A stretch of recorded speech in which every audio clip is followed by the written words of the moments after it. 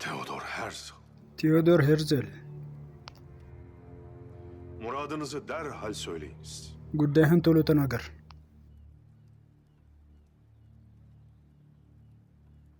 Toprak istiyorum. መሬት እፈልጋለሁ። Kudüs'te. ቁድስ ላይ Yahudiler için toprak ለአይሁዳውያን መሬት እፈልጋለሁ።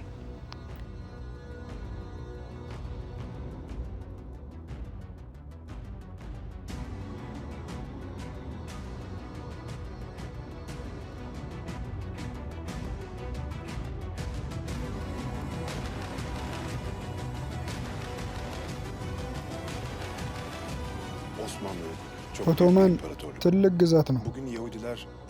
ዛሬ አይሁዳውያን በሩሲያና በሮማንያ ውስጥ እየተሰቃዩ ነው። መነገድም ሆነ መሬት መግዛት መሸጥ አይችሉም። ከኦቶማን ግዛት በስተቀር በአብዛኛው ቦታ ሀብት ንብረታቸው እየተበላ ነው። ታዲያ ይህንን እውነት ለምን ጋዜጦቻችሁ ላይ አላተማችሁትም? እንደውም በተቃራኒው የኦስማንያ ግዛት አይሁዳውያንን በጥሩ ሁኔታ አልያዛቸውም በማለት ስሙን ታጠፋላችሁ። ይህ ሁሉ የውሸት ዜና የፖለቲካ ጉዳይ ነው። መግባባት ከቻልን ሁሉም ነገር በጣም የተለየ ይሆናል።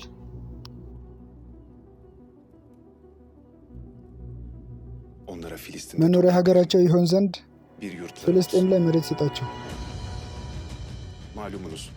እንደምታውቀው ብዙ ሀብት ያላቸው አይሁዶች አሉ።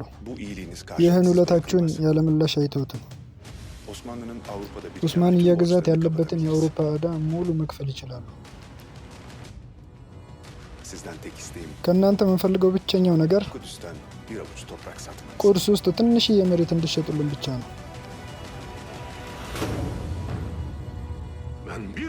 ስንዝር ታህል መሬት እንኳን እኔ አልሸጥም። ምክንያቱም ይህ ሀገር የህዝቤ እንጂ የኔ አይደለም። ህዝቤ ይህን መሬት ያገኘው በደሙ ነው። ሳይርቀንና ሳይተወን በፊት እኛም እንደገና በደማችን እንሸፍነዋለን።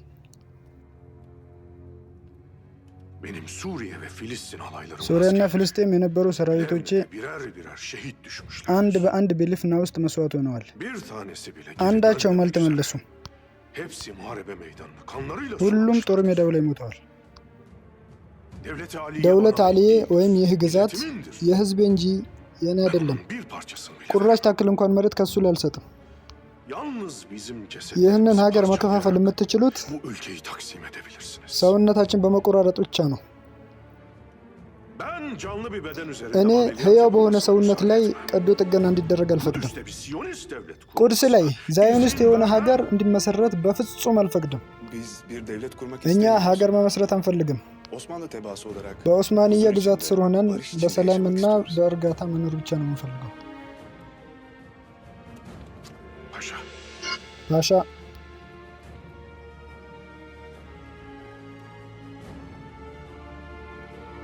በድብቅ በተሰበሰቡበት የቀረጿቸውን ፎቶ ነው እያሳየ ያለው።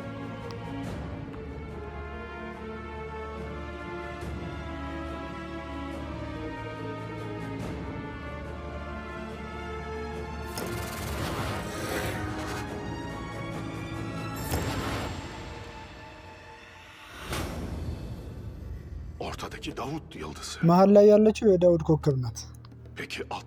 እሺ፣ ከላይና ከታች ያለው ሰማያዊ መስመር ምንድን ነው? ምልክት ብቻ ነው። ምንም ትርጉም የለውም።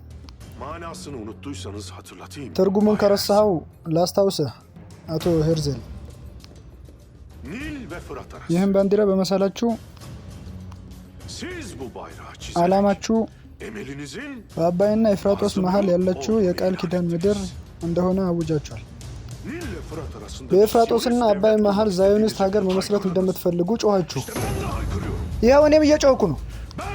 እኔ በህይወት እስካለሁ የዚህ አይነት ሀገር አይጠነሰስም። እኔ ያስቆመዋለሁ። ውጣ!